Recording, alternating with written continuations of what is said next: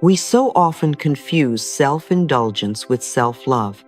So let me make a simple comparison. Imagine that you have promised yourself you will complete an important task, but when the moment arrives, you feel uncomfortable. Self-indulgence may say, avoid it, distract yourself, do whatever feels easiest right now. Self-love says, I understand that you are uncomfortable. Let us make the task smaller, begin gently, and keep the promise we made. One voice seeks immediate relief. The other cares about the life you will be living tomorrow. This does not mean pleasure is wrong. Rest, delicious food, entertainment, celebration, and beautiful things can all have a healthy place in life. The question is not whether an activity feels good. The question is whether it truly nourishes you or merely helps you avoid what needs your attention. The same action can come from very different places. You may watch a film because you have finished a long day and want to relax, or you may continue watching for hours because silence would bring you face to face with a feeling you do not want to meet. Self-indulgence often looks for the fastest exit from discomfort. It may postpone the conversation you know is necessary, purchase something to quiet an emotional emptiness, or abandon a commitment the moment motivation disappears. It is not evil, and it does not mean you lack discipline. Often, it is simply a protective response saying, I do not know how to be with this feeling, so please give me something easier. Self-love does not punish that protective part. It listens to it and then considers the larger picture. It asks, what choice will support my health, dignity, growth, and peace, not only for the next 10 minutes, but for the days that follow? Sometimes the loving answer is to stop working and sleep. At another time, the loving answer is to rise, complete the task, and free yourself from the burden of postponement. Wisdom is knowing which answer belongs to this moment. This is why loving yourself will not always feel pleasant. It may mean saying no when agreement would receive more approval. It may mean leaving a familiar relationship because familiarity is no longer enough to make it healthy. It can mean admitting that you were wrong, apologizing sincerely, or beginning something before you feel completely prepared.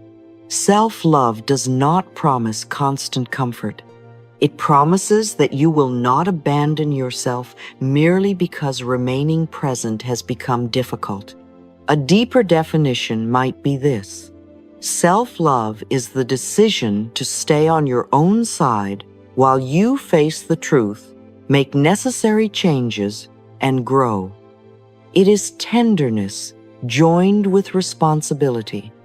It does not shame you into becoming better, and it does not use kindness as permission to remain trapped. It says, I love you too much to attack you, and I love you too much to keep helping you avoid your life.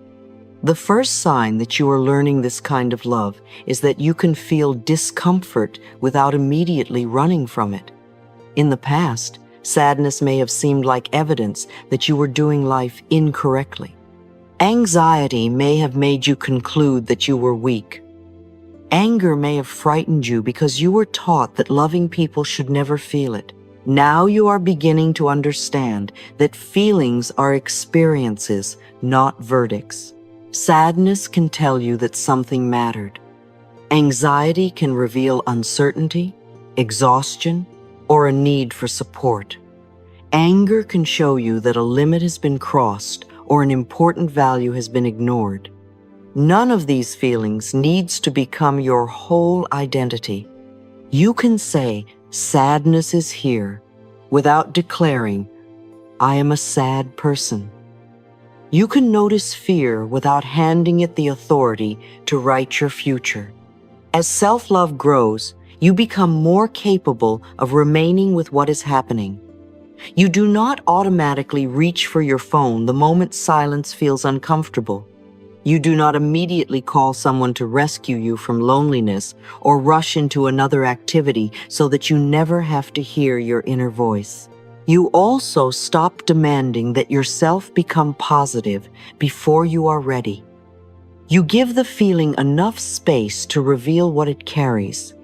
This does not mean sitting inside pain indefinitely or analyzing every emotion for hours.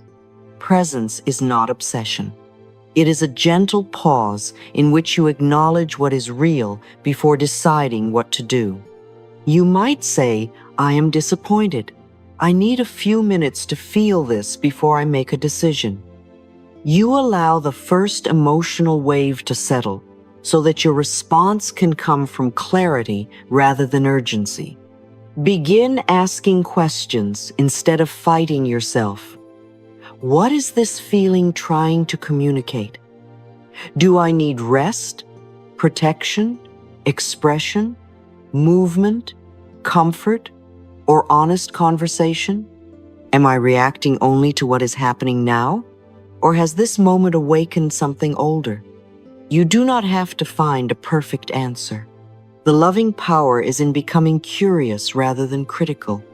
You may discover that your anger wants a boundary, not an argument. Your sadness may need mourning, not fixing. Your anxiety may need practical information or a smaller next step. Your loneliness may be asking for meaningful connection rather than attention from someone who is inconsistent. When you listen carefully, emotions become messengers instead of enemies. In a difficult moment, place your hand over your heart. Feel the contact without requiring yourself to calm down immediately. Let your breathing become a little slower if that feels comfortable. Then say, "I am here. I am listening. I will not leave myself simply because this moment is hard." These words create an inner experience many people have waited their whole lives to receive. The experience of being accompanied without being judged. You may still choose to seek help. Staying with yourself does not mean handling everything alone. Self-love may guide you toward a trusted person, a support group, or a qualified professional when a feeling is too heavy to carry without assistance. The difference is that you are no longer reaching outward to escape yourself. You are inviting appropriate support while continuing to stand beside yourself. The second sign that you are learning to love yourself is that you care for your body and mind with greater wisdom. You stop treating your body like a machine that must keep producing until it breaks down. You no longer wait for complete exhaustion before granting yourself rest. You begin noticing early signals, the tightening shoulders, the shortened patience, the difficulty concentrating, or the heaviness that says you have carried enough for today. Rest no longer automatically means laziness. Sometimes rest is the most responsible action available because it restores your ability to think, connect, and work with care. Yet you also learn that rest and avoidance are not always the same. Rest returns some life to you. Avoidance often leaves the original burden untouched while adding guilt, confusion, or greater pressure. You become more familiar with what you genuinely need. There are moments when quiet is healing and moments when isolation makes things heavier. There are days when gentle movement can release stagnant tension and days when the body clearly asks to stop. Sometimes you need to be listened to without advice. At other times, you need practical guidance, medical care, or emotional support. Loving yourself means learning these distinctions instead of applying the same response to every discomfort. You also begin separating true needs from impulses that promise quick relief. A thoughtful reward celebrates your effort without creating harm afterward. Emotional spending may give you a brief sense of control while increasing stress when the bill arrives. Eating something pleasurable can be part of a loving life. Using food to silence every painful feeling may be a sign that another need is asking for attention. Protecting yourself from a harmful situation is wise. Avoiding every challenge because it creates nervousness can gradually make your world smaller. Do not use these distinctions as another tool for self-judgment.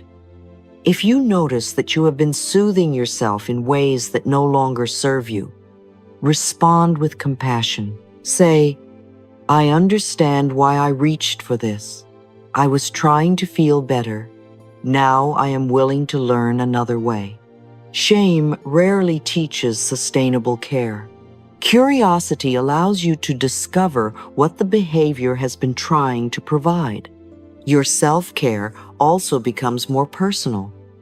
You stop assuming that another person's morning routine, diet, exercise plan, spiritual practice, or productivity system must be right for you. What supports one body may overwhelm another. What energizes one mind may exhaust yours. You are allowed to learn from others, but the final practice must be adapted to your health, responsibilities, temperament, and season of life.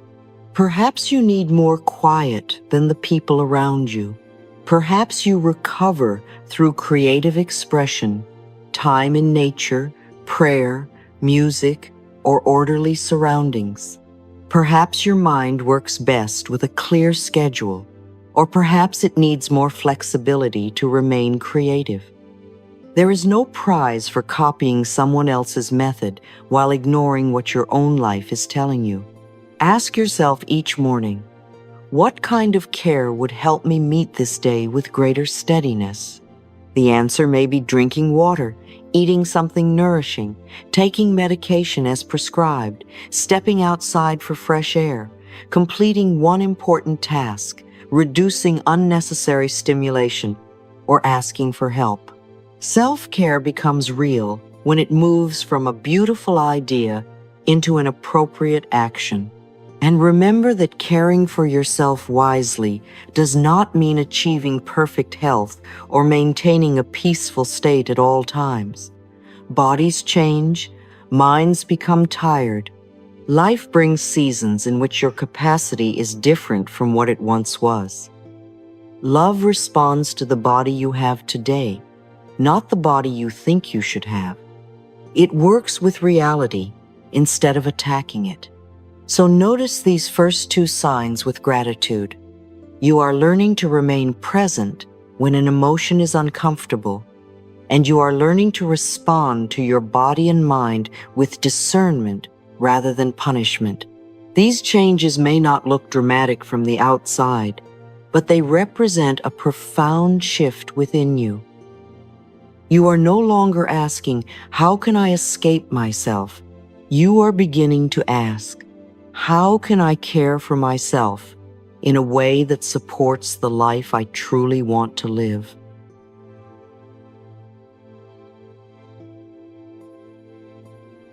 Well, next, you may notice that you are becoming more comfortable with your own company. This is the third sign that self-love is becoming real within you. There may have been a time when silence made you uneasy because it left you alone with thoughts and feelings you had not yet learned how to hold. You reached for your phone without even realizing it. You checked messages repeatedly, accepted invitations that did not truly nourish you, or surrounded yourself with constant noise so that you would never have to hear what was happening inside. This does not mean you were weak or incapable of being alone. Perhaps quiet once carried the feeling of being forgotten. If attention disappeared, a younger part of you may have concluded that love had disappeared too. So you kept looking for signs that someone was thinking about you, wanting you, or choosing you.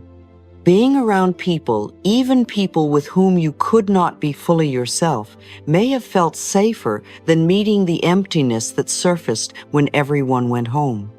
As you learn to love yourself, time alone begins to change its meaning. It is no longer proof that you have been rejected. It becomes a place where you can stop performing. You do not have to read another person's mood, anticipate their needs, or adjust your energy to keep the atmosphere comfortable. You can let your face relax. You can change your mind without explaining it. You can hear your own preferences before they are mixed with everyone else's expectations. You begin to discover that your own presence can be pleasant. You read because the words interest you, not because you are trying to appear intelligent. You walk without needing to document every step. You write, make something, prepare a meal, listen to music, or sit beside a window while the day moves quietly around you. These moments are not empty. They are filled with the experience of belonging to yourself. There is an important difference between solitude and loneliness. Loneliness is the pain of feeling disconnected, and you can experience it in a crowded room or inside a relationship. Solitude is time alone that allows you to reconnect with your inner life. One may ask for companionship and support. The other may offer recovery, creativity, and clarity. Loving yourself means learning which one you are experiencing rather than assuming that every empty chair represents abandonment. Being comfortable alone does not mean you no longer need people. Human connection remains precious. It means you are less likely to choose unsuitable company merely to escape your own presence. You can wait for a meaningful conversation instead of filling the space with attention that leaves you feeling more unseen. A relationship becomes something you welcome into a life that already has substance, not something you use to prove that your life matters. If silence still feels difficult, begin with a few minutes. Place your phone out of reach, make a warm drink, and ask yourself, what would make my own company feel gentle right now? Do not demand instant peace. Perhaps you feel restless at first. Stay kindly, curious. You are building a new association. Being alone can also mean being safely accompanied by yourself. From this stronger inner companionship, the fourth sign naturally begins to appear. Your boundaries become clearer and more consistent. You no longer call excessive sacrifice love. You begin to recognize that always saying yes can create resentment, exhaustion, and relationships that depend on your self-neglect. You understand that caring for another person does not require you to carry every responsibility they refuse to carry for themselves. You stop placing everyone's needs before your own as though yours were less legitimate. Sometimes another person's need may be urgent, and you may lovingly choose to help. But assistance becomes a conscious decision rather than an automatic obligation.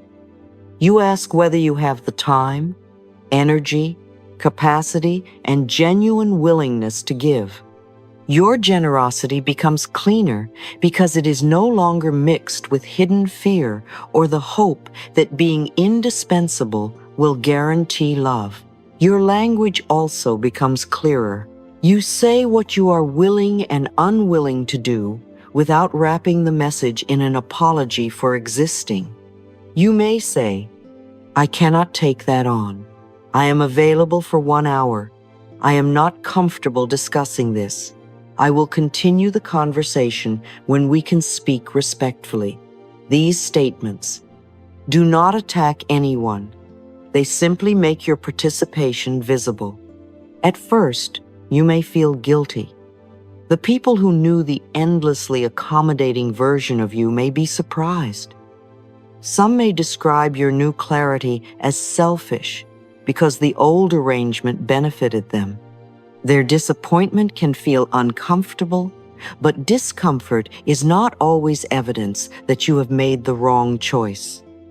Sometimes it is the natural result of changing a pattern.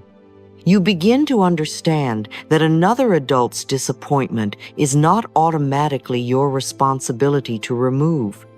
You can listen, care, and remain compassionate without reversing every decision that someone dislikes. They are allowed to have feelings about your boundary, just as you are allowed to have a boundary. Self-love allows two realities to exist at once. Most importantly, your boundaries become actions rather than speeches.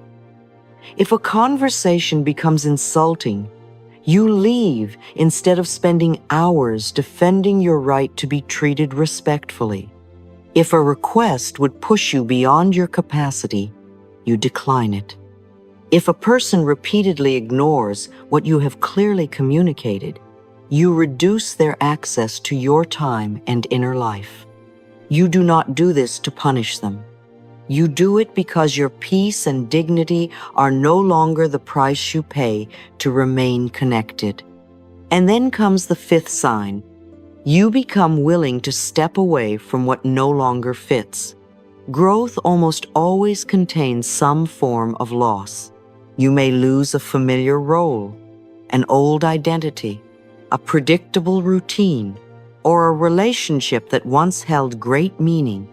Even a necessary ending can create grief, because the heart is not only releasing what was painful, it is also releasing what was known. You stop using the number of years invested as the only reason to continue. Time already spent is part of your history, but it does not have the authority to claim every year ahead. A relationship may have been important and still be complete. A career may have taught you valuable skills and still no longer be a suitable place for those skills. A version of you may have served an earlier season and still be too narrow for the person now emerging. You begin to notice when an environment has become too small. Perhaps a job rewards your performance, while continually asking you to silence your creativity or sacrifice your health. Perhaps a relationship can survive only if you hide your needs and accept uncertainty as normal.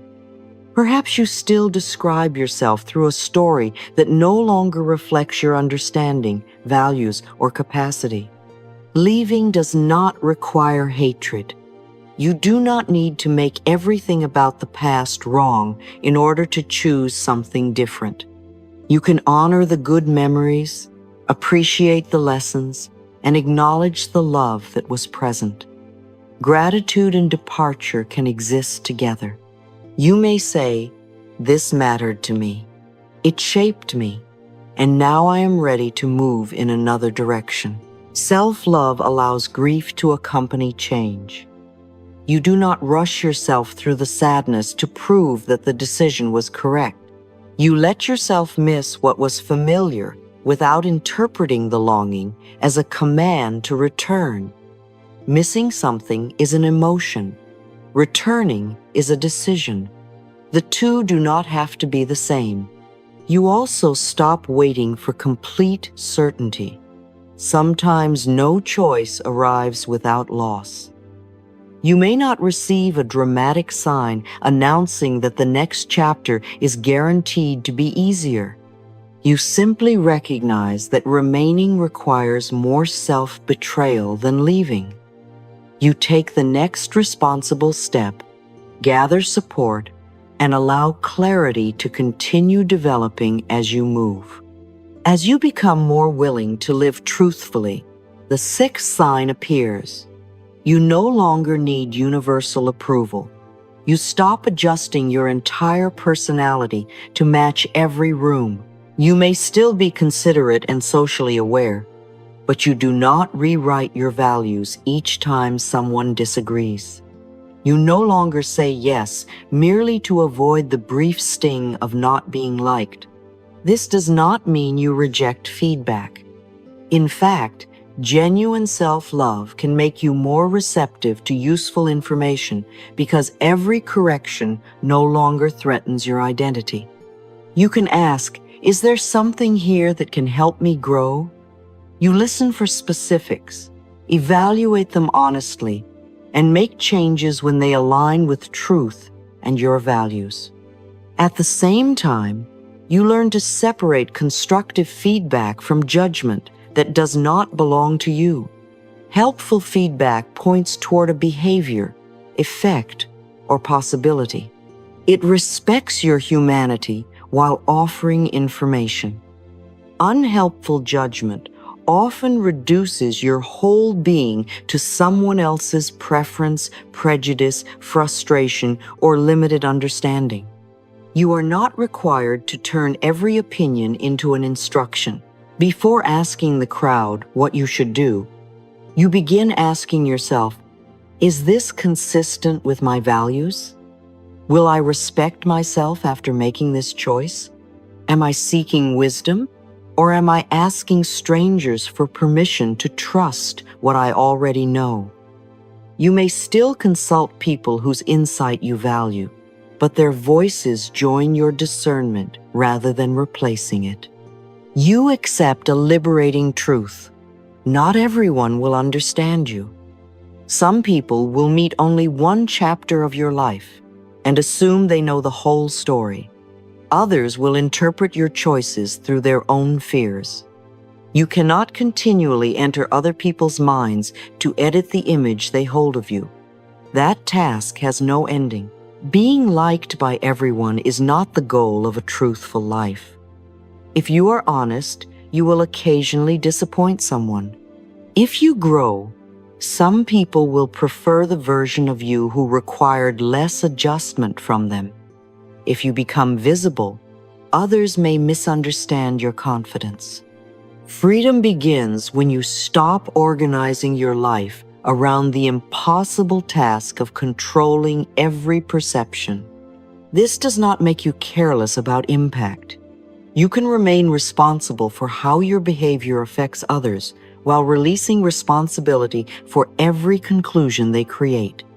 You can apologize when you cause harm without apologizing for having a separate mind, need, or path. Self-love makes you accountable, not submissive. And now we come to the seventh sign. You listen more carefully to your intuition, and you learn to bless even the events that do not unfold according to your plan. Intuition is not always a dramatic message. It may be a quiet contraction when an opportunity looks impressive but feels misaligned. It may be a steady sense of peace beside a choice that still contains uncertainty. It may suggest that you slow down, ask another question, review the facts, or step away. Loving yourself means you no longer dismiss these signals simply because someone else is enthusiastic. You respect your inner response enough to investigate it. You do not use intuition as a substitute for evidence, nor do you treat every moment of anxiety as a prophecy.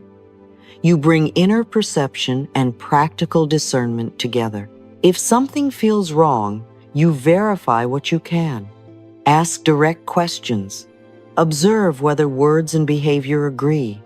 Give yourself time when a decision does not need to be made immediately. If your body relaxes around a choice, notice that too, but continue considering whether the choice aligns with your values, reality, and long-term well-being. True self-trust does not reject reason. It welcomes every useful source of wisdom. You also stop interpreting every unwanted event as a punishment. A closed door may prevent you from entering an environment that cannot support you. A changed plan may reveal an option you had not considered. A disappointment may clarify what truly matters, which standard needs strengthening, or where your energy belongs next. This does not mean every painful experience was secretly wonderful or deliberately sent to teach you a lesson. You do not need to romanticize loss. Blessing an experience is not the same as approving of it. It is the decision not to let the experience occupy your heart forever in the form of bitterness. You may say, "I do not yet understand the full meaning of this. I will allow myself to feel what is true." I will keep the wisdom, accept appropriate support, and gradually release the weight that does not need to follow me. In this way, you bless your own future even before you can bless what happened. When these 7 signs begin appearing, you realize that self-love is fundamentally the capacity to accompany yourself. You do not need to feel confident every hour. You only need to know that when uncertainty appears, you will not turn against yourself. You can question a decision without calling yourself foolish. You can make a mistake without using humiliation as a teaching method. You are still allowed to be wrong. You can acknowledge harm, apologize, repair what is possible, and learn, but you stop converting one action into a permanent identity. I made an unwise choice is not the same as I am an unworthy person. One describes behavior that can be examined. The other imprisons the whole self inside one moment. You also stop demanding immediate healing. Some changes happen quickly, while others unfold through many repetitions of safety, truth, and care. There may be days when an old reaction returns. This does not erase your progress. Healing is not proven by never being triggered again. It may be revealed in how gently and effectively you return to yourself afterward. Patience is one of love's most mature forms. It says, I will not rush you to make other people comfortable. I will not compare your recovery with someone else's timeline. I will continue creating supportive conditions and allow growth to have its own rhythm. You are not waiting passively.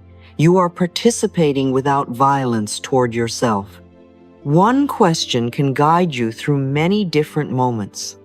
What is the most loving thing I can do for myself right now?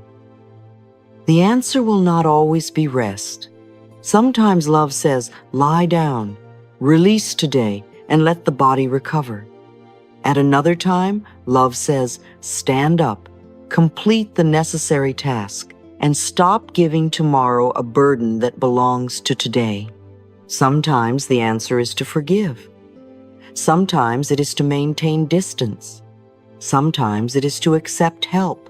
Sometimes it is to tolerate the temporary discomfort of learning a skill, having an honest conversation, or keeping a promise.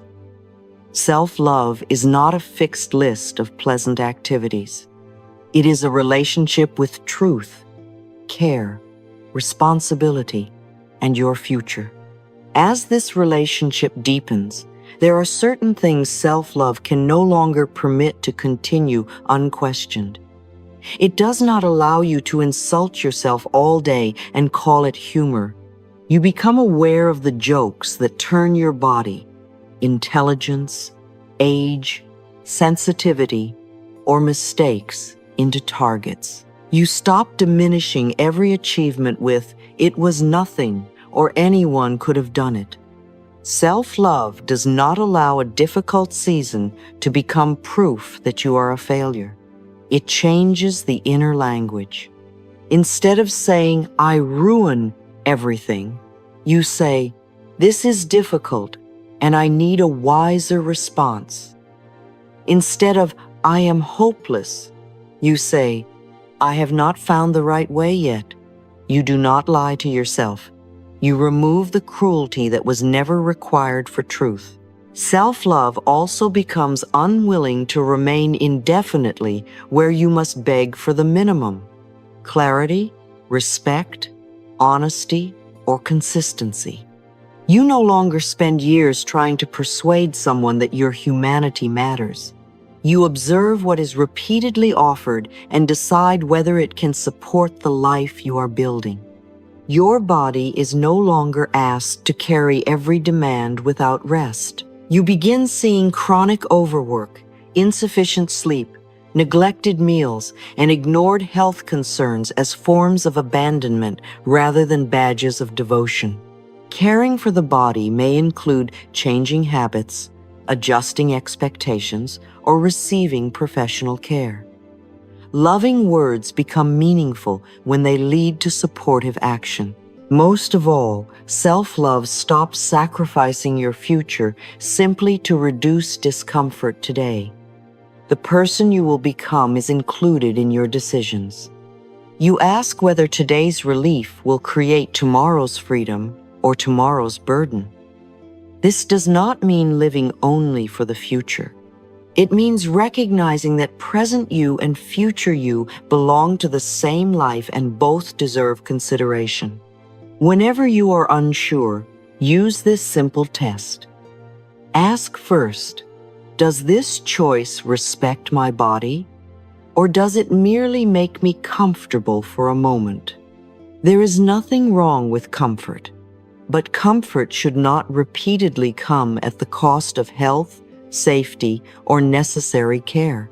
Then ask, does this protect my self-respect, or am I agreeing because I am afraid of being left?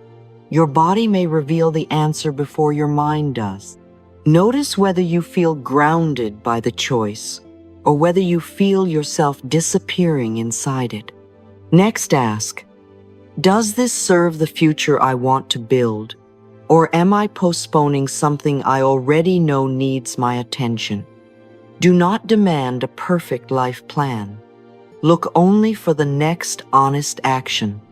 Finally, imagine that someone you deeply love came to you with the same situation. What would you advise them to do? Would you tell them to remain in a place where they are continually diminished? Would you call them lazy for needing genuine rest? Would you tell them one mistake had destroyed their worth? Offer yourself the same tenderness and wisdom you would freely offer them. These 7 signs do not make you superior, finished, or permanently peaceful. They show that your relationship with yourself is becoming safer and more mature. You can feel without fleeing, care for your body wisely, enjoy your own company, hold clear boundaries, leave what has become too small, release the need for universal approval, and listen to your inner wisdom while remaining open to life. Say gently, I am learning to love myself through presence, truth, patience, and action. I stay with myself in discomfort.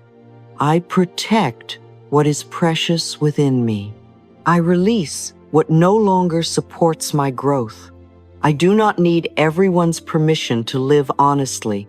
I trust myself to learn, adjust, and begin again. Today, I choose the action that honors both the person I am and the person I am becoming.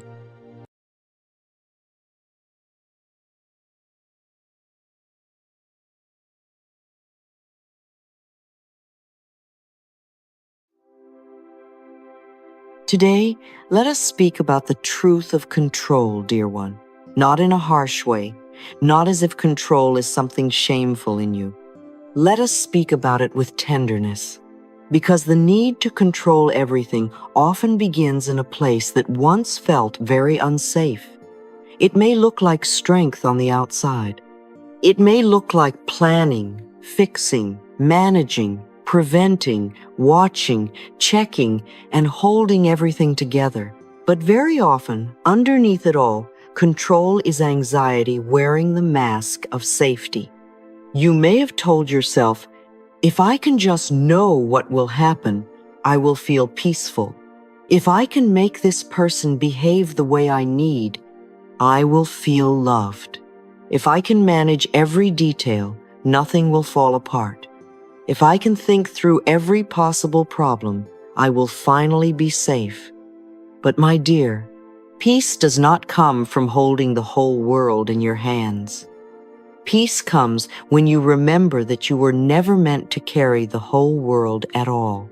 Control makes many promises. It says, I will protect you. It says, I will keep you from disappointment. It says, I will make people stay. It says, I will keep life predictable. And for a moment, Control may feel powerful, but soon the body becomes tired, the mind becomes crowded, the heart becomes tense. The more you try to control other people, the more exhausted you feel. The more you try to control outcomes, the more afraid you become. The more you try to control the future, the more you leave the present moment where your real power lives. So today, breathe gently and let this sentence enter you. I release the need to control everything. I trust life to support me in ways I cannot yet see. Do not force yourself to believe it all at once. Let it be a soft beginning. Let it be a door opening. Let it be a little light in the room where fear has been standing guard. Control is often a trust wound. We do not try to control everything. We try to control the areas where we are afraid. The person who fears abandonment may try to control love. They may read every tone, every delay, every message, every silence. The person who fears lack may try to control money so tightly that even receiving becomes stressful. The person who fears failure may control every detail of work until there is no joy left in creation. The person who fears judgment may control their image, their words, their face, their success, their appearance, and how others see them. So instead of asking, how can I make everything go my way? Ask a kinder question. Where am I not trusting life? What am I afraid will happen if I stop interfering? Am I confusing control with peace? These questions are not meant to blame you. They are meant to bring you home to yourself. Because when you see the fear underneath the control, you can finally care for the fear instead of obeying it blindly. You do not need to know the whole path to take one peaceful step. You do not need to solve the entire future before you breathe today. You do not need to hold every person, every result, every timing, every detail, and every possibility on your shoulders. The universe is larger than your fear.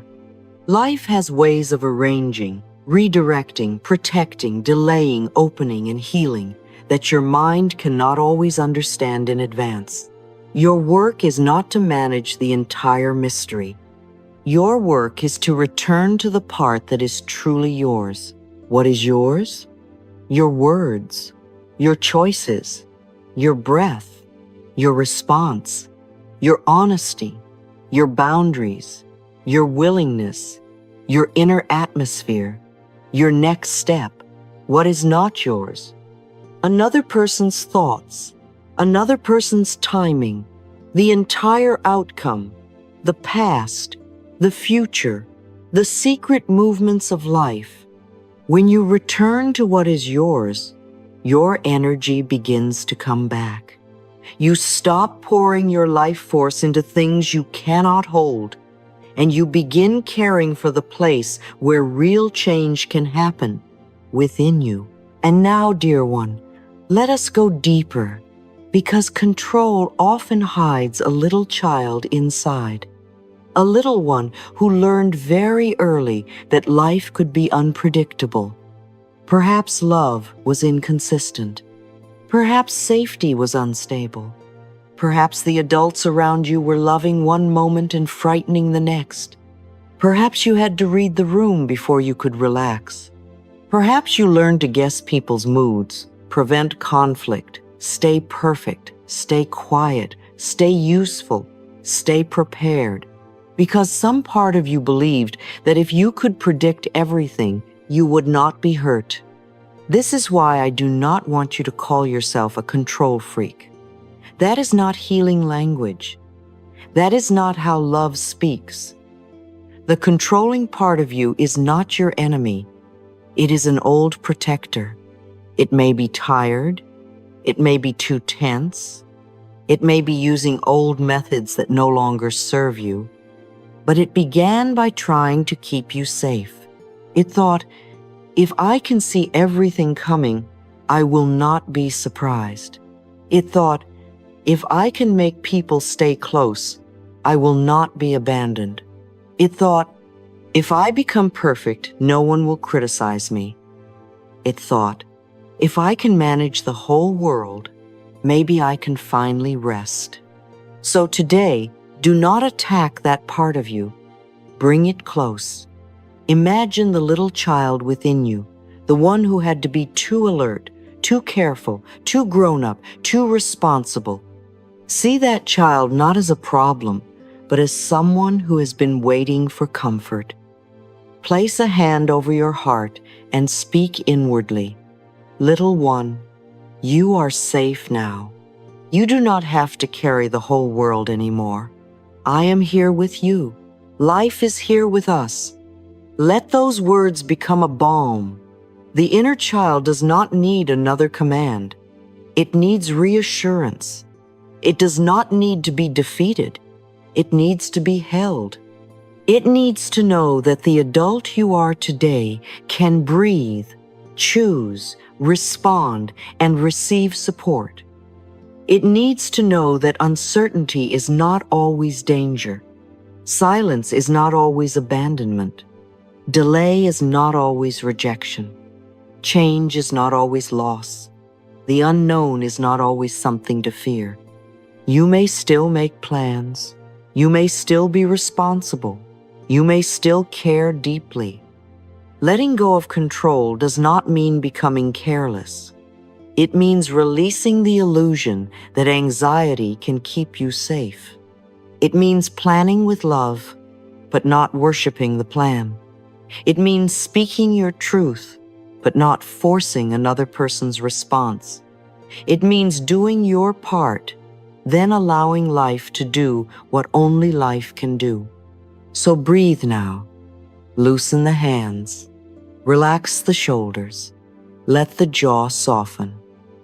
You do not have to control everything in order to be safe. You do not have to know everything in order to be guided.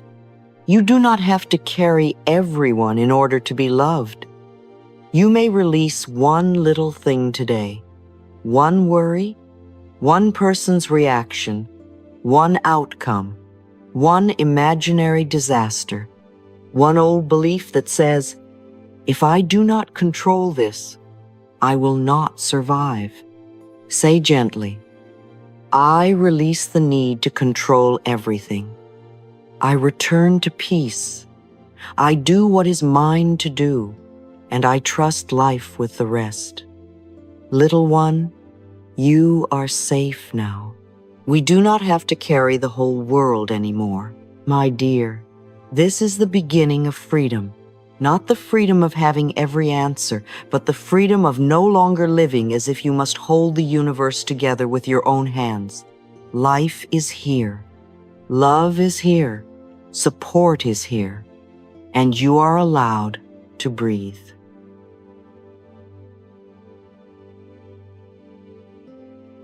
I realize that the more tightly I try to hold everything, the more tired my hands become. And perhaps you know this feeling too, dear one. You try to hold the person, the outcome, the timing, the money, the answer, the future, the image, the plan, and the little invisible details that no human heart was ever meant to carry all at once. You tell yourself you are being responsible. You tell yourself you are only trying to prevent pain. You tell yourself that if you can keep everything in place, then maybe you will finally feel safe. But underneath all that effort, the body becomes tense, the mind becomes restless, and the heart becomes so very weary. There is a gentle law in life that often feels strange to the frightened mind. The more we force what needs space, the more energy contracts. When love is held too tightly, it begins to feel watched instead of welcomed. When money is held only with fear, it begins to feel like danger instead of support. When opportunity is forced to arrive at one exact time, in one exact way, through one exact door, we may miss the better door that life was quietly preparing. What we grip too tightly often cannot breathe, and what cannot breathe cannot flow. This does not mean you should not care. It does not mean you should not love, plan, prepare, speak, act, or choose wisely. It means that fear and love do not feel the same in the body. Fear grips, love allows. Fear says, I must make this happen now, or I am not safe. Love says, I will do my part with devotion, and I will let life move in ways I cannot yet see. Fear becomes heavy because it believes there is only one road. Love becomes spacious because it trusts that the universe may have a wider map. Imagine sand in your hand. If you close your fist and squeeze with all your strength, the sand begins to slip out through the cracks. The tighter you hold, the more you lose. But when your palm softens, when your hand relaxes, the sand can rest there without being crushed. This is true of so many things. Love needs room to breathe. Money needs circulation. Opportunities need movement. Peace needs an open place to enter. Even your own soul needs space from the constant pressure to make everything perfect. So let this sentence move through you slowly. I do not have to force what is meant to flow. Let it soften the shoulders. Let it unclench the jaw. Let it open the hands. You do not have to pull every blessing toward you with panic. You do not have to hold every relationship together with fear. You do not have to manage the future so intensely that you forget the present. What belongs to you can meet you more easily when you are not standing at the door with a frightened fist. And now we come to something very important. Letting go is not weakness. Letting go is courage. It takes courage to stop interfering where fear has been interfering for years. It takes courage to speak your truth and then allow another person to respond as they choose. It takes courage to do your work and not keep digging up the seed to see if it is growing. It takes courage to love someone without trying to own their path. It takes courage to let life have the parts that are larger than your human hands. Letting go does not mean you do nothing. You still act. You still tell the truth. You still set boundaries. You still care for your body, your home, your work, your money, your relationships, your peace. You still take the next honest step, but you stop believing that every result must happen exactly according to your design before you are allowed to be calm. You stop demanding that life prove itself to you before you breathe. You stop saying, I will only be peaceful when everything is certain. My dear, if you wait for total certainty before you rest, the frightened mind will always find one more thing to worry about. Conscious surrender is very different from giving up. Giving up says, nothing matters, so I will stop caring. Surrender says, this matters, so I will care from love instead of fear. Giving up collapses, surrender opens. Giving up abandons life. Surrender participates with life. It is the inner movement that says, I do my part with love, and I let life do the part that belongs to life. This is like standing beside a river. You may guide your boat. You may choose a direction. You may hold the oar. You may pay attention to the rocks and the bends. But you do not need to push the entire river. The river has its own movement. When you fight the whole current, you become exhausted. When you learn how to move with it, you still have wisdom, you still have choice, but you are no longer at war with all the water. Life has a current too. Sometimes it carries you faster than expected. Sometimes it slows you down. Sometimes it turns where your mind thought it should go straight. The control mind panics at the turn. The trusting heart listens for guidance. And one of the most peaceful ways to release control is to remember that there are three kinds of business in this life. There is my business, there is your business, and there is life's business. So much suffering comes when we leave our own business and move into places where our soul was never meant to live. My business is where my power is, my thoughts, my feelings, my words, my actions, my boundaries, my honesty, my choices, my healing, my response, my willingness to begin again. This is the sacred garden I am here to tend. Not with harshness, but with love. When I ask, what is truly mine to do today, the mind becomes clearer. Maybe what is mine is to make the phone call. Maybe what is mine is to rest. Maybe what is mine is to speak the truth without attacking. Maybe what is mine is to look honestly at the numbers. Maybe what is mine is to stop chasing someone who keeps choosing distance. Maybe what is mine is to breathe before reacting. Maybe what is mine is to take one step and stop demanding the whole staircase. There is relief in returning to my own business. I do not have to fix every person. I do not have to make everyone understand me. I do not have to manage every reaction. I do not have to convince someone to grow before they are ready. I do not have to control the timing of another person's awakening. My own life is enough holy work for one human heart. Then there is another person's business. What they think, what they choose, what they learn, when they change, whether they understand me immediately, whether they approve, whether they see what I see, whether they take responsibility for their own path. Oh, how much pain is created when we keep entering another person's business and calling it love. We believe we are helping. We believe we are protecting. We believe we are only trying to make things better. But when we try to live someone else's life for them, we abandon our own center. To release others to their own path is not cold. It is respectful. It says, I honor that you have your lessons, your timing, your choices, your relationship with life. It says, I can love you without carrying your soul.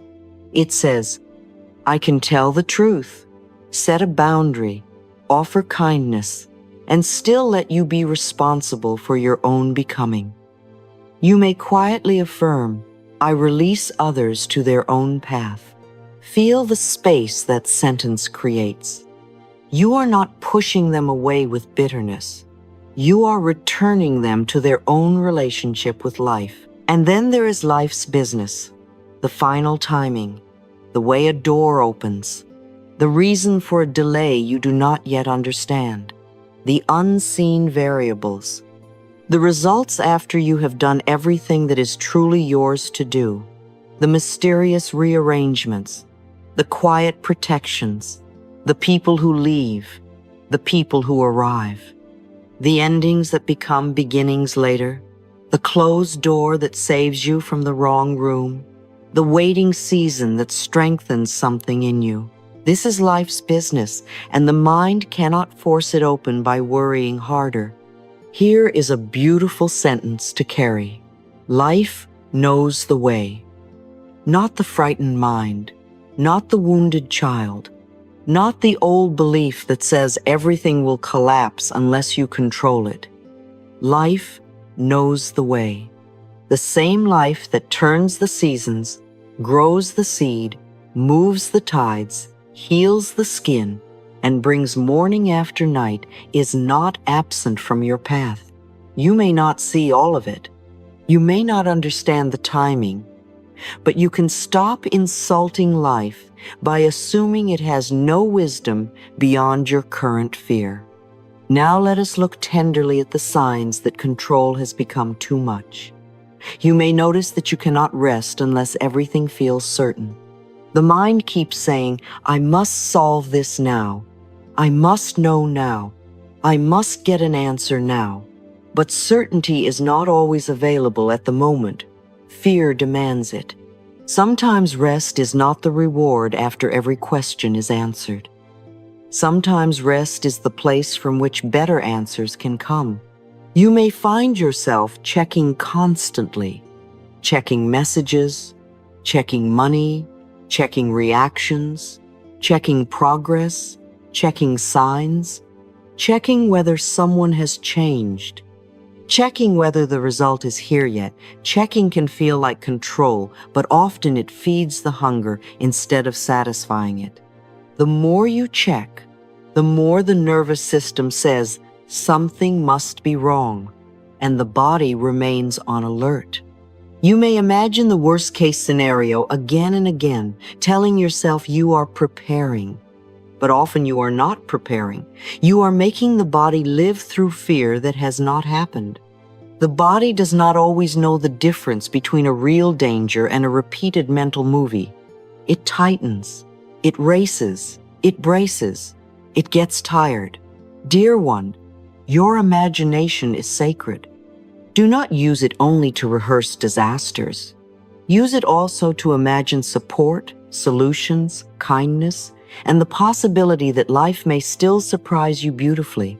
You may struggle to trust that others can do things in their own way. If they do not speak, choose, work, parent, love, heal, respond, or organize exactly as you would, your body becomes uneasy. But different does not always mean wrong. Another person's path may not look like yours. Another person's timing may not match yours. Another person's lesson may unfold in a way you cannot control. You can offer support, but you do not need to become the manager of their soul. You may also use worry as proof that you are responsible. Many of us learned this. We think, if I worry, it means I care. If I stop worrying, maybe I am careless. But worry is not responsibility. Responsibility creates clear action. Worry creates loops of fear. Responsibility says, what can I do? Worry says, what if everything goes wrong? Responsibility makes the appointment, pays the bill, speaks the truth, sets the boundary, prepares the plan. Worry walks in circles and calls the circle love. My dear, you can care deeply without torturing yourself. So how do we begin releasing control each day? Gently, very gently. The first step is awareness. When the heart beats fast, when the stomach tightens, when the shoulders rise, when the mind wants to interfere immediately, pause for 3 seconds. That little pause is powerful. In that pause, you are no longer fully possessed by fear. You have created a little room for love. Ask yourself, what am I afraid will happen if I do not control this? Ask, what feeling am I trying not to feel? Ask, what does the little one inside me need to hear right now? And then say inwardly, I see the fear. I do not have to obey it. This is not rejection of fear. It is leadership. You are telling fear, I hear you, but you are not the only voice in this house. The second step is to sort the business. Take a piece of paper if you can, and make 3 simple spaces. My business, their business, life's business. Under my business, write what you can actually do. What can I say? What can I choose? What boundary can I set? How can I care for my body? What is the next honest action? This brings you back to power. Under their business, write what you must return, their reaction, their timing, their understanding, their willingness to change, their lesson, their choice. And as you write these things, breathe. You are not abandoning them. You are no longer abandoning yourself by trying to live for them. Under life's business, write what is beyond your control. When the result comes, how the door opens, what unseen pieces are moving, what delay may mean, what outcome forms after you have done your part. Then place a hand on your heart and remember, life knows the way. The third step is a release statement. You may stand before a mirror or close your eyes. Speak slowly, as if you are speaking to the deepest part of yourself. I release the need to control this. I do my part with love. I let others walk their path. I let life arrange what I cannot see. I am safe as I let go. Do not rush. Let each sentence touch the body. Let the hands open. Let the breath move. Let the old protector within you feel that it does not have to hold everything alone today. And if the fear returns later, you have not failed. You are simply practicing. Control was learned through repetition, and surrender is also learned through repetition. Every time you pause before interfering, you are healing. Every time you return someone else's business to them, you are healing. Every time you do your part and stop wrestling the invisible, you are healing. Every time you tell the inner child, you are safe now, you are healing. Today, you do not need to carry the whole world. Let that sentence be a blessing over your body. You do not need to carry the whole world. Control is often fear looking for armor. But you do not have to wear armor for the rest of your life in order to be safe. You can take it off layer by layer. You can do your part. You can love yourself. You can set boundaries. You can tell the truth. You can make wise choices. And then you can return what is outside your hands back to life. There is a deep peace that comes when you finally stop trying to be the universe. You were never meant to manage every detail of existence. You were meant to live, love, choose, learn, create, rest, receive, and grow. You were meant to walk with life, not replace it. You were meant to participate in the flow, not control the whole river. So take a slow breath now.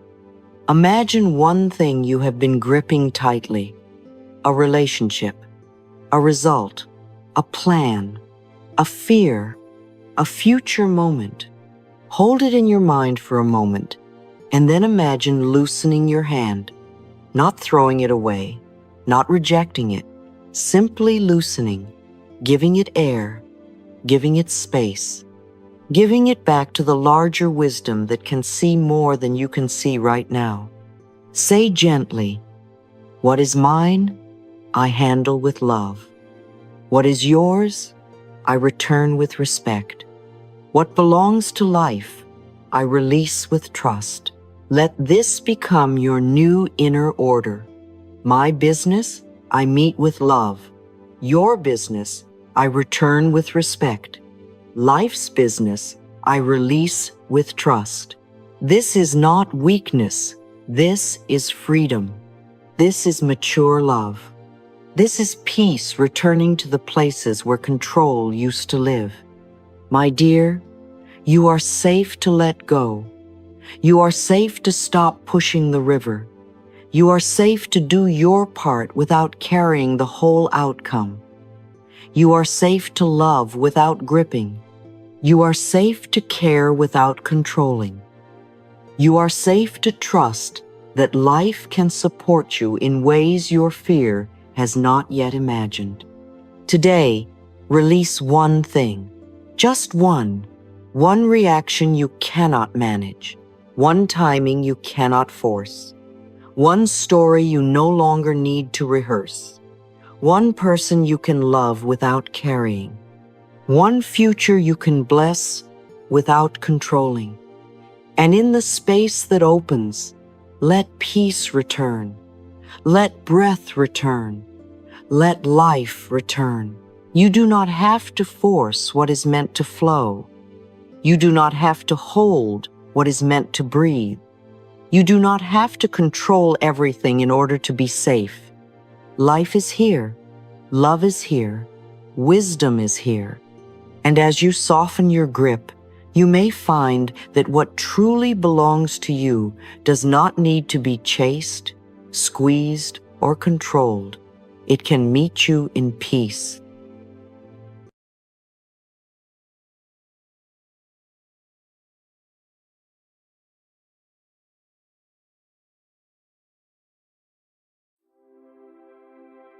Let yourself answer this honestly. How long have you been waiting to become perfect before you allow yourself to be loved by you? How long have you said, when I am thinner, calmer, richer, more successful, more healed, more disciplined, more impressive, then I will finally accept myself? My dear, this is the painful trap. Many people do not reject themselves loudly. They reject themselves quietly, every day, with conditions. They say, I will love myself later. But later becomes another later, and the heart keeps waiting outside the door. So this 21-day journey is not here to make you perfect. It is here to help you stop refusing yourself. 21 days is not a magic prison where every wound must disappear by the final morning. Please do not make it mechanical. See it as a beautiful beginning, a gentle period of retraining the inner voice. Each day, you criticize yourself a little less. You soften a little more. You tell the truth a little more kindly. You catch one old sentence before it becomes a weapon. You return to the mirror not to attack, but to meet yourself again. Most of us have practiced self-judgment for many years. We have criticized the body, doubted our worth, compared our lives, replayed old mistakes, and used the past as evidence against ourselves. So self-love is not just a sweet little phrase. It is a practice. It is choosing, again and again, not to abandon yourself in your own mind. It is deciding that cruelty will no longer be your method of growth, because you cannot heal a version of yourself that you keep attacking. A flower does not bloom because you shout at it. It blooms when the conditions around it become safe enough for life to open. Acceptance does not mean you stop growing. This is very important. Some people are afraid that if they accept themselves, they will never change. But self-hatred has never been true growth. It may push you for a while, but it leaves fear in the body. Acceptance says, I see where I am, and I will not use shame to move forward. It says, I can be honest about what needs healing without making myself the enemy. It says, I am allowed to grow from love. This is the foundation of the whole journey. Wholeness is more valuable than perfection. Perfection is a moving target. It always says, not yet, not beautiful enough, not successful enough, not calm enough, not spiritual enough, not lovable enough. Perfection keeps love in the future. Wholeness brings love back to this moment. Wholeness says, here I am, with my light and my awkwardness, my strength and my tenderness, my wisdom and the places where I am still learning. It lets you see the scar without hating the skin. It lets you remember the mistake without becoming the mistake. Say softly, I accept myself as I am, and I allow myself to grow with love. Let this sentence hold both truths. I accept myself now, and I am growing. I am worthy now, and I am learning. I am lovable now, and I am becoming. You do not need to choose between acceptance and transformation. In fact, the deepest transformation often begins when the inner war ends. Now let us listen to the language inside the mind, because the subconscious does not need more judgment. Be very gentle with sentences that begin with, I do not want. I do not want to fail. I do not want to be ugly. I do not want to be poor. I do not want to be abandoned. These sentences may sound protective, but they still place the mind inside failure, shame, lack, and abandonment. The body hears the images. The heart feels the fear. The old story is repeated again, so begin turning your words toward what you want to nourish.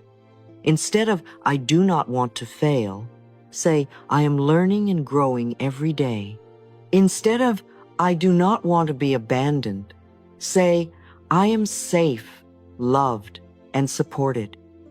Instead of, I do not want to hate my body, say, I speak to my body with kindness. Feel the difference. One sentence frightens you. The other guides you. One keeps you staring at the wound. The other places a hand on the wound and says, we are healing now. Every repeated thought is an affirmation.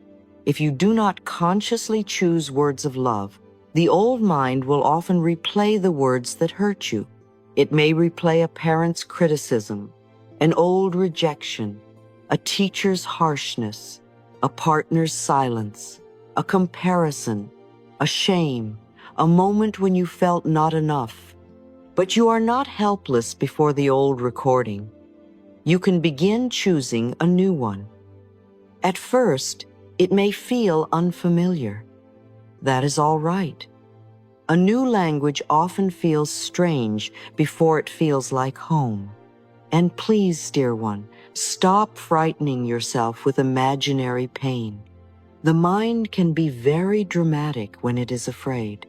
It creates scenes of rejection, failure, loss, embarrassment, abandonment, and judgment. Then the body reacts as if the terrible thing is happening now. The heart races, the stomach tightens, the shoulders rise. You become exhausted from events that have not even arrived. This is why many people feel tired before life has actually asked anything of them. They have been rehearsing disaster all day. We are not denying risk. We are not pretending life has no challenges. We are simply refusing to let fear become the only director of the inner movie. When a painful future scene appears, pause and ask, is there a gentler possibility? Maybe the conversation will be easier than you think. Maybe you will receive help. Maybe a door will open after a delay. Maybe you will handle it with more strength than you imagine. Maybe even if something is difficult, you will not abandon yourself through it. Say gently, I do not frighten myself with imaginary pain. I choose thoughts that support my healing. Let this be your first step into the 21 days. Not perfection, not pressure, not another reason to criticize yourself. Just a loving beginning. Today, you are allowed to stop rejecting yourself. Today, you are allowed to speak differently. Today, you are allowed to imagine a softer path. Today, you are allowed to accept yourself as you are and grow with love. So place your hand on your heart and repeat, I accept myself as I am. I am learning and growing every day. I am safe, loved, and supported. I speak to my body with kindness. I do not frighten myself with imaginary pain. I choose thoughts that support my healing.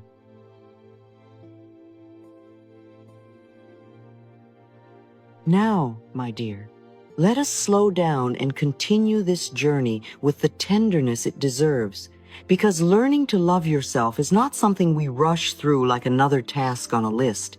This is not a project where you try to fix yourself in 21 days. This is not a performance where you must become more spiritual, more disciplined, more beautiful, more successful, more peaceful, or more acceptable before you are allowed to be kind to yourself. This is a homecoming. And sometimes, when a person has been away from themselves for a long time, even the road back home must be walked slowly, gently, and with great compassion. So please breathe. You are not late. You are not failing. You are not behind. You are here. And here is always a holy place to begin again. One of the first things you must learn on this journey is how to say no. I know this can feel frightening, especially if you have been trained to be pleasing, helpful, available, agreeable, and easy to love. Many tender people were praised not for being honest, but for being convenient. They learned to smile when they were tired, to agree when they felt uncomfortable, to say it is fine when something hurt, and to carry more than their share because they did not want to disappoint anyone. But my dear, if you always say yes when your heart is whispering no, you are quietly teaching yourself that your needs are not important. And after a while, the soul becomes tired, the body becomes heavy, the heart becomes resentful. Then you may blame yourself for feeling weak, when really you are only exhausted from leaving yourself too many times. Boundaries are a necessary part of self-love.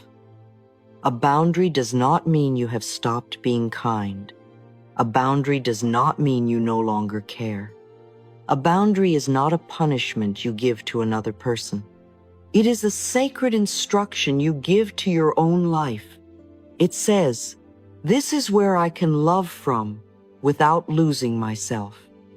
It says, "I will not continue to betray my body, my peace, my truth, or my energy in order to keep everyone comfortable." A boundary can be gentle. A boundary can be quiet.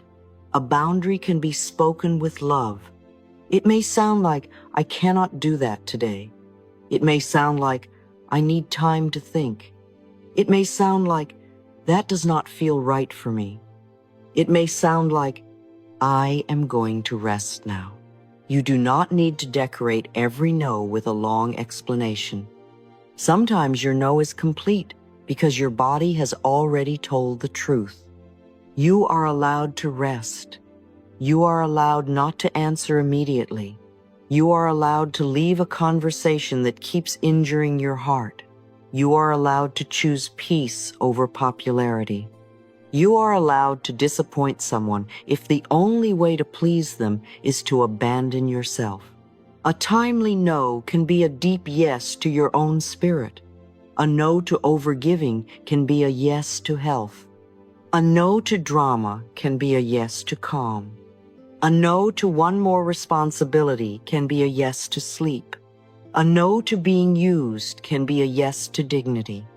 So when guilt comes, and it may come at first, place your hand on your heart and say, "I protect my energy with love. My needs matter. My peace matters." Let that sentence be a warm light inside you. You are not becoming selfish. You are becoming whole. And then, as you learn to protect your energy, you must also learn to nourish your soul with praise. Many people think self-praise is arrogance, but that is not true. Self-praise is not standing above others. It is not saying you are better than anyone. It is simply looking at your own effort with loving eyes. It is saying, "I see you. I see how hard you have tried. I see the quiet ways you kept going when no one noticed. So many people only notice themselves when they make a mistake. They remember the awkward sentence, the missed chance, the old pattern, the one thing they did not finish, the one emotion they could not control, but they forget the courage it took to keep living. They forget the mornings they got out of bed with a heavy heart. They forget the moments they chose not to give up. They forget the tiny acts of healing that no one applauded. Your soul needs kind words. It cannot live forever on criticism. Imagine a child trying to grow while being scolded every hour. That child may obey for a while, but they will not bloom. Your inner world is the same. If the only time you speak to yourself is when you are disappointed, your heart will begin to fear your attention. It will hide from you. It will not feel safe enough to grow. So begin praising small things. Today I tried. Today I paused before reacting. Today I told the truth a little more. Today I rested instead of forcing. Today I chose a kinder thought. Today I did not abandon myself completely. These are not small victories. These are signs of a new relationship with yourself. Stand before the mirror and say, I am proud of myself for trying. I am proud of myself for healing. I am proud of myself for being here.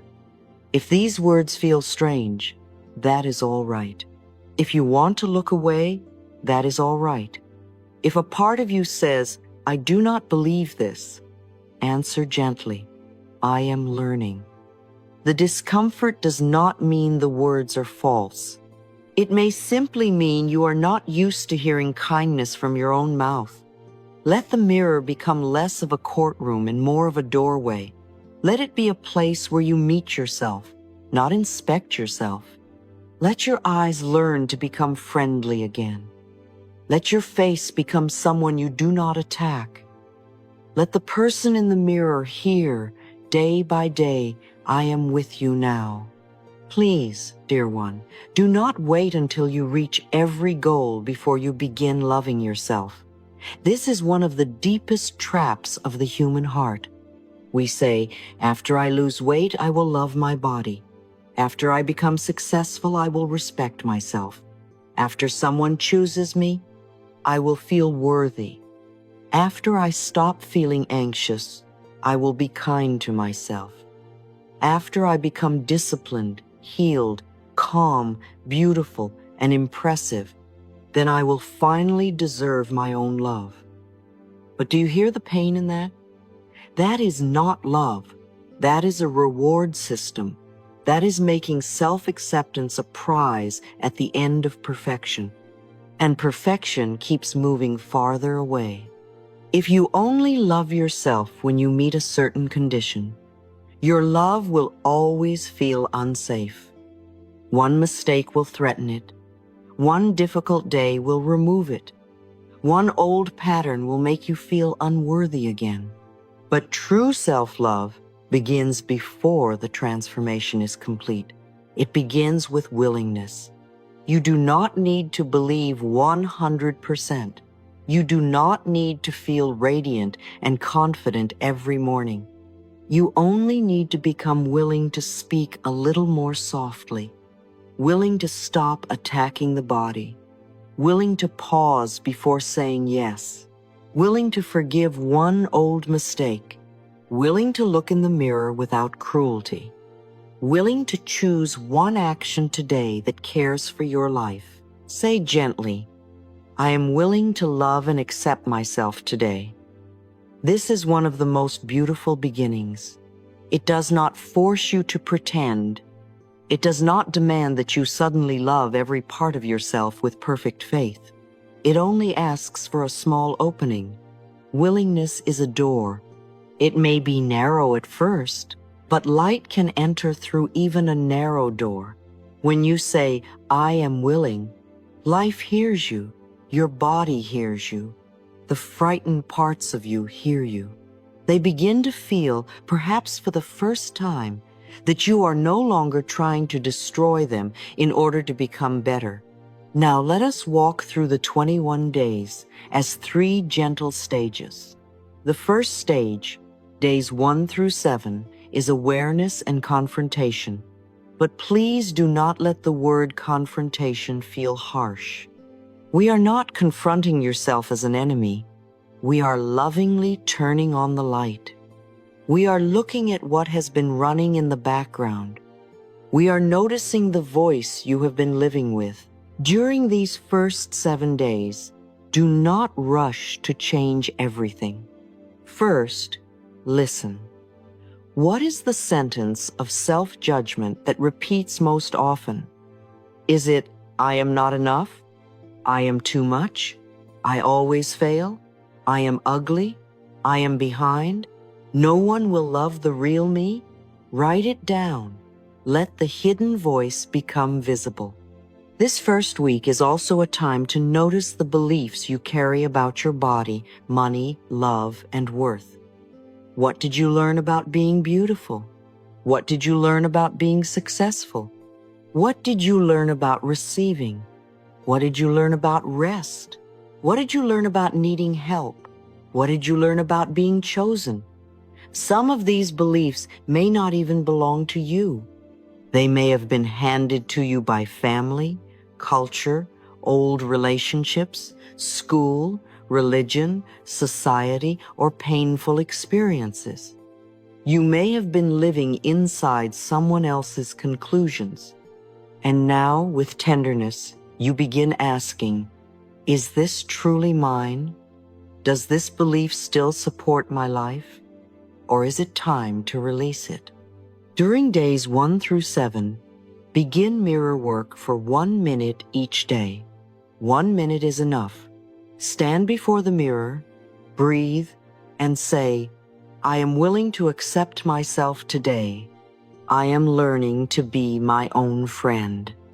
You may feel awkward. You may feel emotional.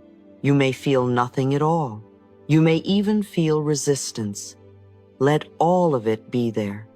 The goal is not to have a perfect spiritual experience. The goal is to show up every time you stand there without attacking yourself. You teach your heart something new. You teach it that the mirror does not have to be a weapon. You teach it that your own gaze can become safe. The deep lesson of the first week is this: discomfort does not mean the affirmation is wrong. It only means your mind is not used to being loved in a new language. If someone has spoken harshly to you for years, kindness may feel suspicious at first. If you have criticized your body for years, gratitude may feel unnatural at first. If you have measured your worth through achievement for years, acceptance may feel lazy or dangerous at first. Be patient. The nervous system often needs repetition before it believes safety is real. Do not quit because love feels unfamiliar. Keep practicing until gentleness becomes a place you can live. The second stage, days 8 through 14, is purification and forgiveness. This is where you begin releasing the old layers of self-blame, resentment, and pain that have made it difficult to love yourself. You forgive yourself for what you did not understand before. You forgive yourself for staying too long, trusting too quickly, being silent, reacting from fear, abandoning your needs, or believing you had to earn love by overgiving. Please hear this gently. The old version of you was not foolish. They were trying to survive. They were doing the best they could with the awareness they had. Today's wisdom should not become a weapon against yesterday's self. In this second week, look gently at the way your early environment shaped your self-image. How did your parents, family, teachers, community, or culture teach you to judge yourself? Were you praised only when you performed well? Were you loved more when you were quiet, useful, obedient, or easy? Were your feelings welcomed, or were they treated as too much? Were you taught that rest is laziness, that money is unsafe, that beauty is never enough, that love must be earned, that good people always sacrifice? You are not looking at these things to blame forever. You are looking so you can stop carrying them unconsciously. This is also the week of the inner child. There is a younger part of you that may still be waiting for someone to come back and say, "You were lovable all along." That child may still be trying to be perfect. That child may still fear rejection. That child may still believe love disappears if they make a mistake. So write a letter to your younger self. Begin with, "I understand why you were scared." Then let the words flow. "I understand why you tried so hard. I understand why you stayed quiet. I understand why you wanted approval. I understand why you felt alone. I understand why you thought you had to become someone else to be loved." Let the child in you be understood, not corrected.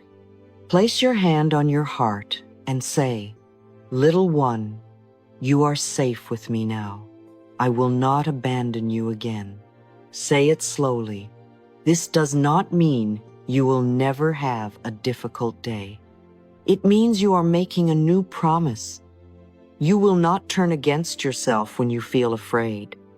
You will not shame yourself when old pain rises. You will not leave your own heart just because someone else did not know how to hold it.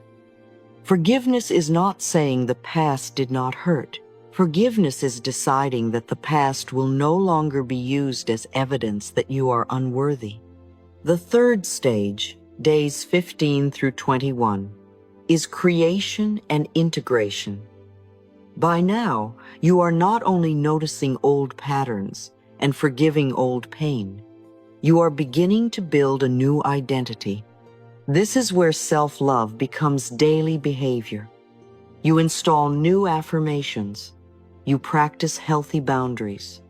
You receive compliments, help, money, kindness, love, and opportunity without shrinking. You begin living as someone who is learning to believe, "I am worthy of good," not as a performance, not as arrogance, but as a quiet inner standard. This is the stage where you ask, how would a person who loves themselves live today? They might rest before they collapse. They might speak one honest sentence. They might stop chasing someone who makes them anxious. They might eat in a way that supports the body. They might move gently. They might clean a corner of their home. They might receive a compliment by saying, "Thank you, I receive that." They might pay attention to money with respect instead of fear. They might say no to what drains them. They might say yes to what expands them. Self-love is not only a feeling, it is a pattern of choices. Receiving is a very powerful part of this final week. Many people who struggle with self-love are excellent givers, but they become uncomfortable when life gives back. They deny compliments. They feel guilty when helped. They mistrust good timing. They wonder if love is truly meant for them. So practice receiving. When someone praises you, do not shrink.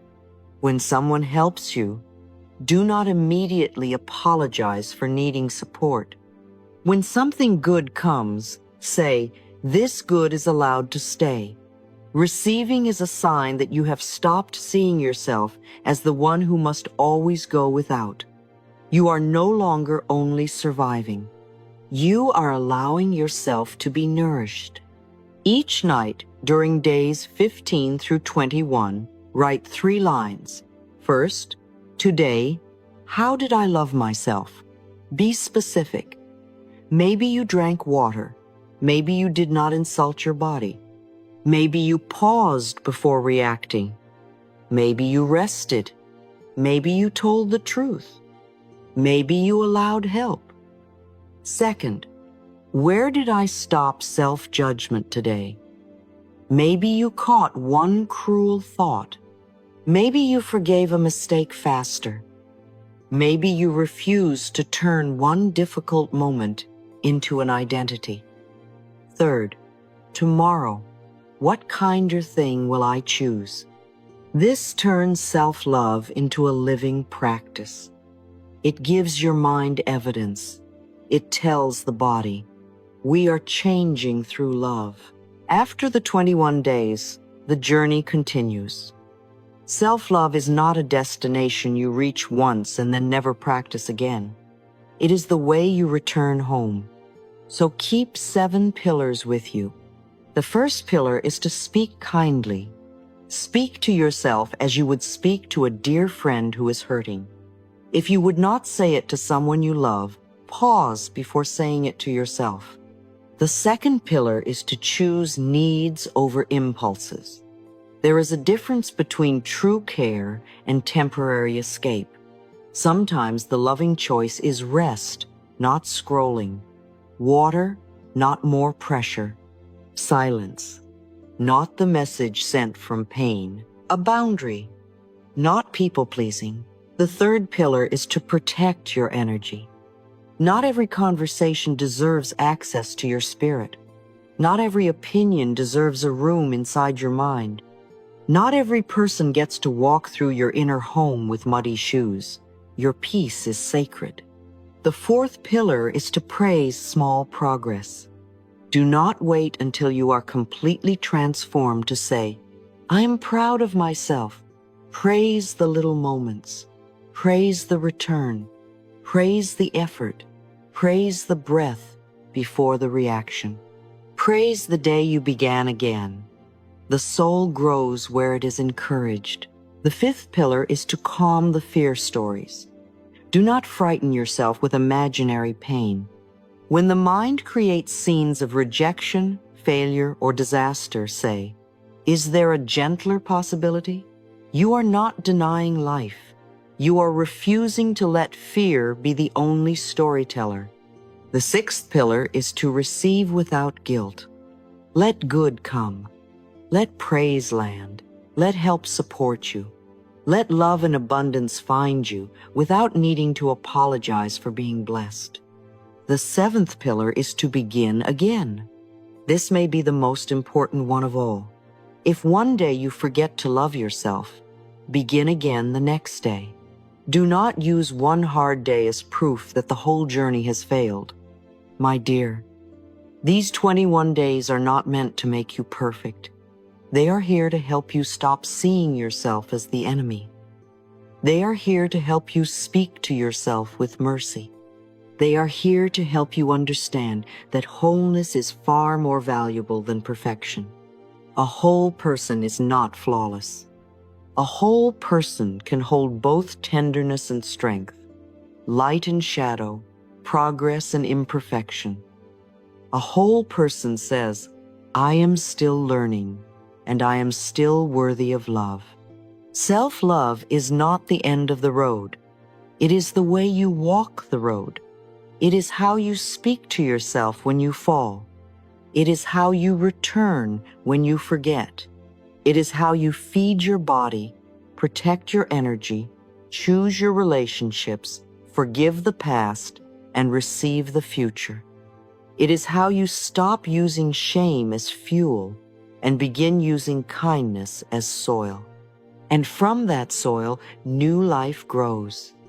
So begin today, not when everything is solved, not when your body looks different, not when your bank account changes, not when someone finally chooses you, not when the past feels completely healed.